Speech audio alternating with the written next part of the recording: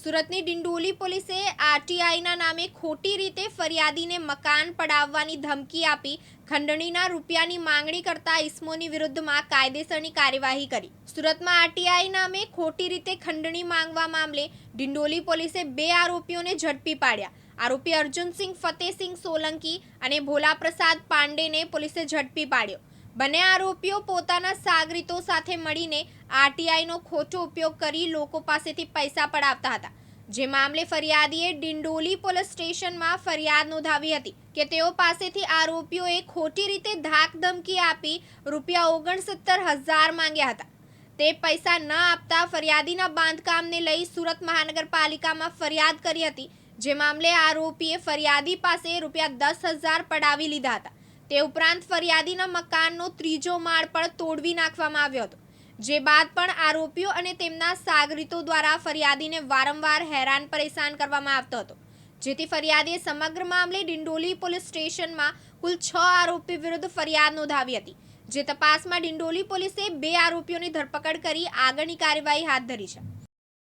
હાલમાં ચાલી રહેલા એક મુહિમ પ્રકારનું જે માહોલ છે, જેમાં ઘણા બધા લોકો જે લોકો આ આરટીઆઈ એક્ટિવિસ્ટના નામે અરજીઓ કરી અને લોકોને પરેશાન કરતા આવ્યા છે, એ લોકો વિરુદ્ધ કેટલાક લોકોએ અવાજ ઉઠાવી અને પોતાની ફરિયાદો નોંધાવી છે કે જેમાં તેઓ પોતે વિક્ટીમ હોય છે. આ પ્રકારની ઘટના ડિંડોલી પોલીસ સ્ટેશન ખાતે સામે આવી હતી.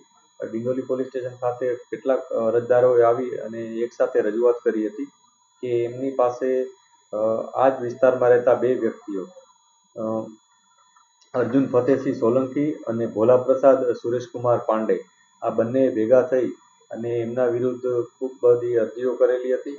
એ લોકો જ્યારે પણ મકાન બાંધતા ત્યારે મકાન બાબતની અરજીઓ એસએમસીમાં કરવામાં આવતી અને આ અરજીઓ જ્યારે એ લોકો પૈસા આપી દેતા એને ત્યારે એ અરજીઓ કરવાનું બંધ કરતા. એ પ્રકારનું એ લોકોનું એક ઉઘરાણી કરવાની કામગીરી એ લોકો કરતા હતા. આ બધી બાબતોને ધ્યાને લઈ પોલીસે એ લોકો વિરુદ્ધ ગુનો નોંધેલ છે.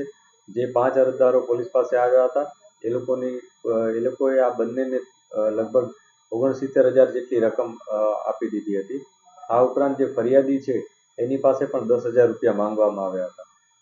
જ્યારે ફરિયાદી 10,000 નહોતા આપ્યા ત્યારે એનું જે એસએમસી પાસે વારંવાર રજૂઆત કરી અને આ બંને અરજદાર આરટીઆઈના નામે બંને જણાએ ભેગા થઈ અને આનો જે ઉપરનો માળ જે આ લોકોએ બાંધેલો હતો એ તોડી પાડવામાં આવ્યો હતો.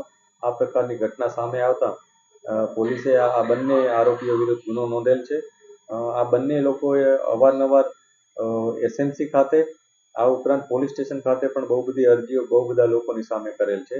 આમાંથી જે અર્જુનસિંહ ફતેહસિંહ સોલંકી છે એ પોતે અગાઉ એક ગુનામાં સામેલ હતો કે જેમાં છેડતી મારામારી પ્રકારનો ગુનો એના વિરુદ્ધ નોંધાયેલો હતો. તો એ બાબત પણ પોલીસે આ ઇન્વેસ્ટિગેશનમાં સામેલ કરી. મુકેશ ગુરવ, દિવ્યાંગ ન્યૂઝ, સુરત.